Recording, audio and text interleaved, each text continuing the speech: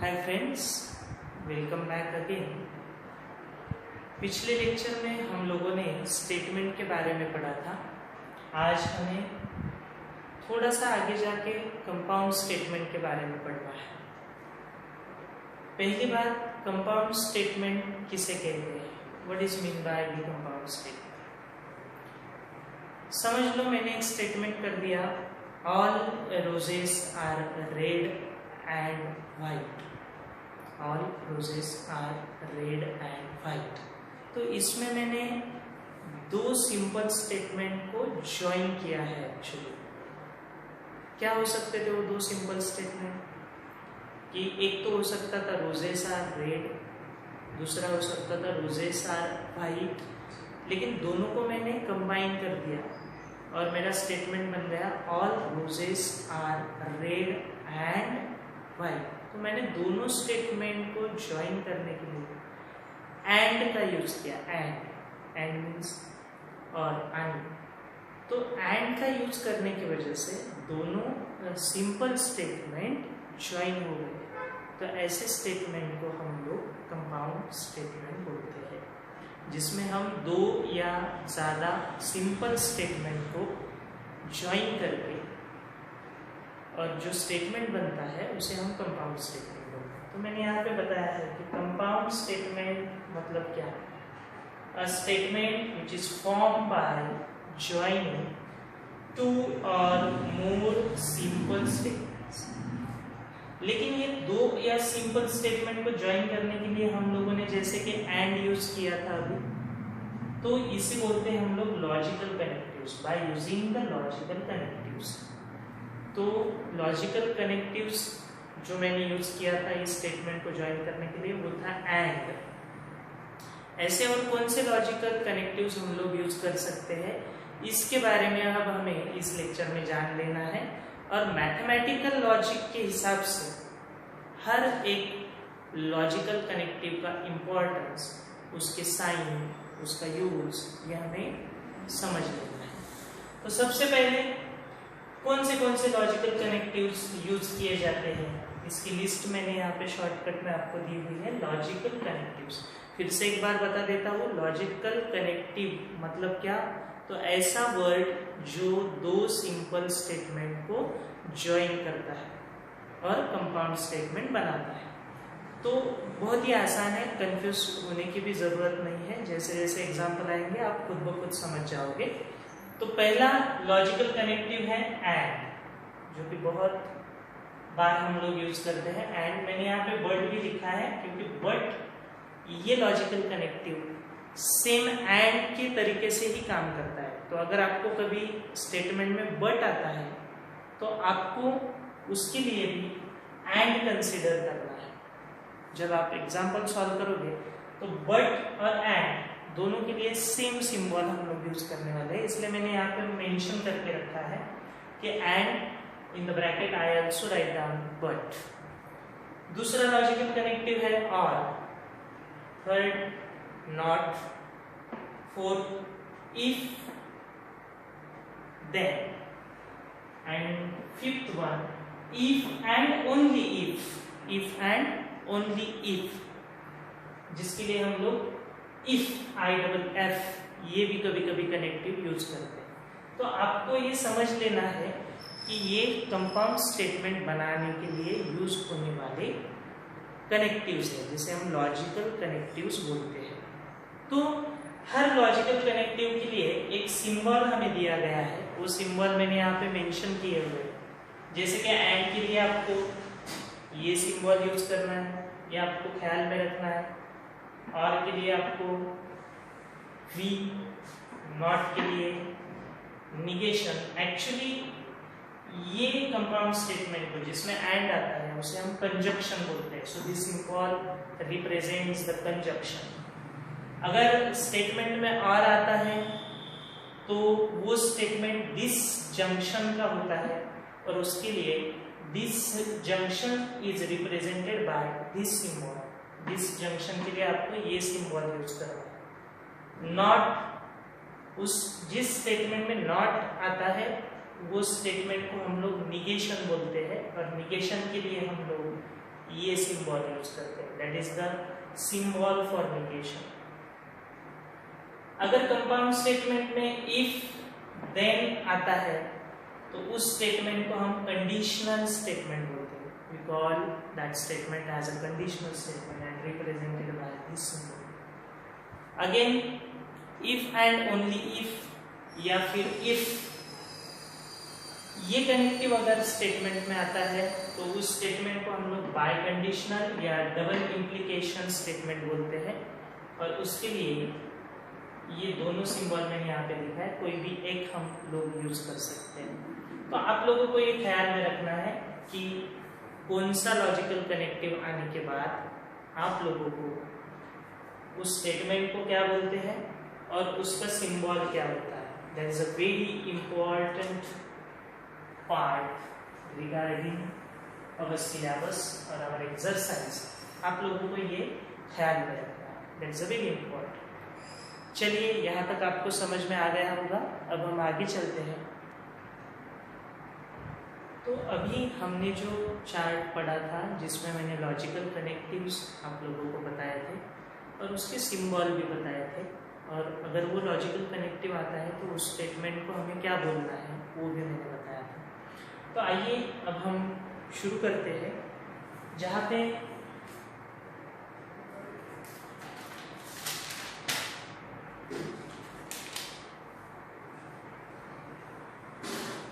Exercise 1.2 में कुछ questions है जो उस चार्ट में मैंने जो सिंबल्स आप लोगों को दिखाए थे उस सिंबल यूज करके हम लोगों को एक्सरसाइज 1.1 का पहला क्वेश्चन सॉल्व करना है। तो देखते हैं कैसे सॉल्व करना है। सबसे पहले question 1 in exercise 1.2 question 1, the question is express the following statement in a symbolic form. आपको नीचे दिए गए स्टेटमेंट्स को, कंपाउंड स्टेटमेंट्स को सिंबॉलिक फॉर्म में आपको एक्सप्रेस मतलब लिखना है, एक्सप्रेस करना है, दिखाना है।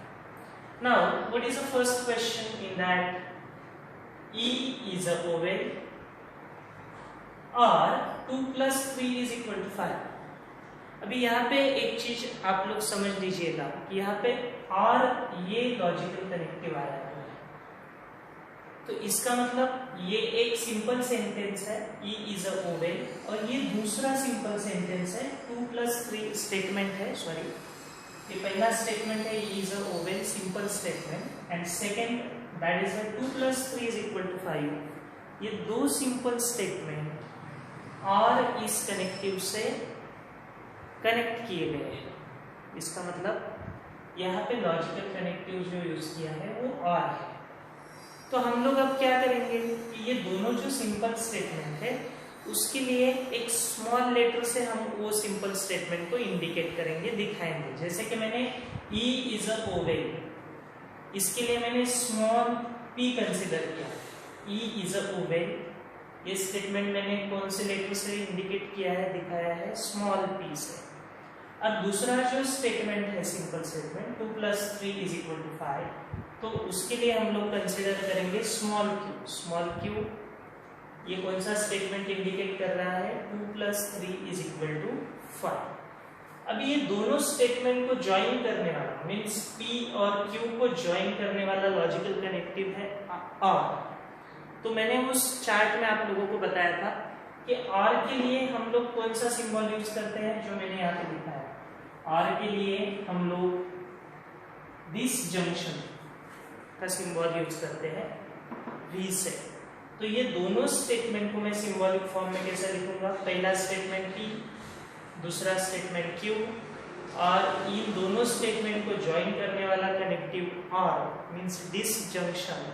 तो उसके लिए मैंने सिंबल लिख दिया दिस जंक्शन का, जो मैंने उस चार्ट में दिखाया हुआ है। तो ये हो गया आपका answer, P this junction Q। समझ में आ गया? आपको दो स्टेटमेंट जो भी दिए हैं या दो से ज्यादा कुछ स्टेटमेंट दिए हैं तो उसके लिए एक स्मॉल लेटर कंसिडर करके आपको स्टेटमेंट अलग से कंसिडर करना है और जो लॉजिकल कनेक्टिव वहां पे दिखाया है उसका सिंबल सिर्फ आपको लिख देना है दोनों के बीच में, बिल्कुल आसान। Now next question, mango is a fruit but potato is a vegetable. इस कंपाउंड स्टेटमेंट में कौन सा लॉजिकल कनेक्टिव यूज किया गया है? तो इसमें जो लॉजिकल कनेक्टिव यूज किया गया है वो बट है, जो कि मैंने अपने चार्ट में भी दिखाया हुआ है। बट ये लॉजिकल कनेक्टिव कंजक्शन रिप्रेजेंट करता है। कंजक्शन के लिए सिंबल है उल्टा भी, कंजक्शन। तो पहले तो मुझे क्या करना है कि पहला स्टेटमेंट, इसके लिए मैंने P कंसीडर कर लिया यहाँ पे, मैंगो इज अ फ्रूट। दूसरा simple statement potato is a vegetable, उसके लिए मैंने Q कंसीडर कर लिया।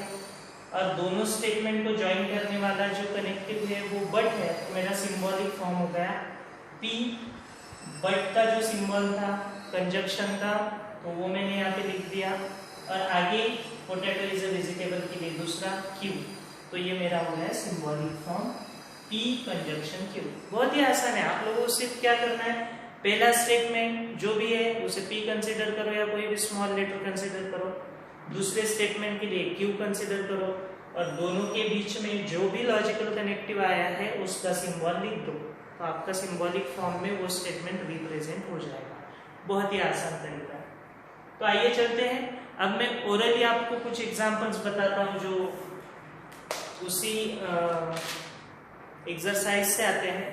तो एग्जांपल है, third example, milk is a white और grass is a green. Milk is a white और ग्रास इज अ ग्रीन। अभी इस स्टेटमेंट में दो कौन से लॉजिकल कनेक्टिव कौन सा हो गया? और हो गया लॉजिकल कनेक्टिव। तो और मतलब दिस जंक्शन, उसके लिए हम लोग ये सिंबल यूज करते हैं। और पहली बार milk is a white, milk is a white के लिए मैंने P कंसीडर कर लिया, R की जगह पे मैंने सिंबल लिख दिया। और ग्रास इज अ ग्रीन, ये स्टेटमेंट को मैंने Q कंसीडर कर लिया। तो ये हो गया हमारा answer P, sorry R means this junction, P this junction Q। ये हो गया हमारा थर्ड का आंसर। समझ रहे हो आप लोग? अगर नहीं समझ में आता है तो फिर से हम लोग ये सॉल्व करके दिखाएंगे, but very easy, try to solve in this pattern. Then fourth example, I like playing but not singing. I like playing, ये हो गया P। बट के लिए कौन सा सिंबल यूज करते हैं हम लोग? कंजक्शन का, इट मीन्स दैट उल्टा भी। और अगला जो आ गया but not singing, I do not like singing, ये जो हो गया आपका, तो इसके लिए हम लोग लिखेंगे Q। सो P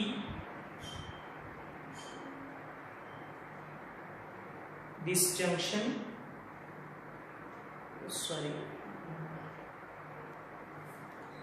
तो देखिए यहाँ पे आई like playing but not singing, I like playing but not singing, ये दो सिंपल स्टेटमेंट हो गए। एक के लिए मैंने P कंसीडर किया, दूसरे के लिए मैंने Q कंसीडर किया। और जैसे कि मैंने बताया था लॉजिकल कनेक्टिव आपको पहचानना है, इसमें लॉजिकल कनेक्टिव है बट, और बट के लिए हम लोग जो सिंबल यूज करते हैं वो सिंबल चार्ट में जैसे मैंने दिखाया था कंजक्शन का सिंबल यूज करते हैं। So we can write down here the symbol of conjunction. तो ये हो गया आपका सिंबॉलिक फॉर्म स्टेटमेंट का, वेरी इजी। उसके बाद अगला जो एग्जांपल है थोड़ा समझ लेना है हम लोगों को। Even though it is a cloudy, it is a rainy. Even though, जब भी एक बात आप ख्याल में रख लीजिएगा, यदि आपको अंग्रेजी समझ में आ जाती है तुरंत, तो आप लोग तुरंत समझ जाओगे। Even though it is a cloudy, it is a rainy, अगर वो क्लाउडी भी है तो बारिश भी चालू है, तो इसका मतलब यहाँ पे लॉजिकल कनेक्टिव तो हमें दिख नहीं रहा है, लेकिन अगर लॉजिकल कनेक्टिव मुझे इस स्टेटमेंट में यूज करना है तो कौन सा यूज कर सकते हैं? तो आप लोग एक बात दिमाग में याद रखिएगा कि अगर इवन दो आता है तो आप लोग एंड लॉजिकल कनेक्टिव यूज करते हैं। देखिए जैसे मैंने यहाँ पे करके दिखाया है कि ये स्टेटमेंट को मैं ऐसे भी लिख सकता हूँ, it is a cloudy and it is rainy. Cloudy भी है और बारिश भी चालू है, तो दोनों चीजें साथ में चालू है, तो एंड मैं यहाँ पे यूज कर सकता हूँ। जैसे कि मैंने इसको ट्रांसफॉर्म कर लिया, it is cloudy and rainy, तो दोनों का मीनिंग सेम है। तो आप लोगों को एक ख्याल रखना है कि अगर इवन तो आता है तो आप लोग कौन सा कनेक्टिव यूज करोगे, एंड। तो फिर मेरा सिंबॉलिक फॉर्म क्या हो जाएगा, इट इज क्लाउडी के लिए P, रेनिंग के लिए Q, और दोनों को ज्वाइन करने के लिए कनेक्टिव एंड है, तो मैं यहाँ पे सिंबल दूंगा कंजक्शन का। तो ये हो गया आपका आंसर, P कंजक्शन Q। तो आइए, आशा करता हूँ आप लोगों को समझ में आ गया होगा कि कोई भी कंपाउंड स्टेटमेंट को आपको किस तरह से सिंबॉलिक फॉर्म में एक्सप्रेस करना है। सिंबॉलिक फॉर्म में एक्सप्रेस करने के लिए आपको सिर्फ दो चीजें याद रखनी है। पहली तो लॉजिकल कनेक्टिव आपको याद पहचानना है, जिसकी लिस्ट मैंने दी हुई है, एंड, और उसके बाद if, then, if and only if. इस तरीके से आपको लॉजिकल कनेक्टिव्स पहचानना है, और उस लॉजिकल कनेक्टिव को कौन सा सिंबल यूज करते हैं ये आपको ख्याल में रखना है। बस अगर आप इतना ख्याल में रखते हो तो ये बहुत ही आसान टॉपिक है, और हर एक सिंपल स्टेटमेंट के लिए आपको स्मॉल लेटर कंसिडर करना है कोई भी। तो जैसे मैंने यहाँ पे P और Q कंसिडर किया था, और उस दोनों को आपको लॉजिकल कनेक्टिव के सिंबल से सिर्फ यहाँ पे रिप्रेजेंट करना है। तो बहुत ही आसान है, आशा करता हूँ आप लोगों को समझ में आ गया होगा। अगले लेक्चर में हम लोग ट्रूथ वैल्यू या कुछ टेबल्स होते हैं ट्रूथ वैल्यूज के, तो कंजक्शन के लिए होते हैं, डिसजंक्शन के लिए होते हैं, कंडीशनल स्टेटमेंट के लिए होते हैं, वो टेबल्स हम लोग अगले लेक्चर में लर्न करेंगे। धन्यवाद।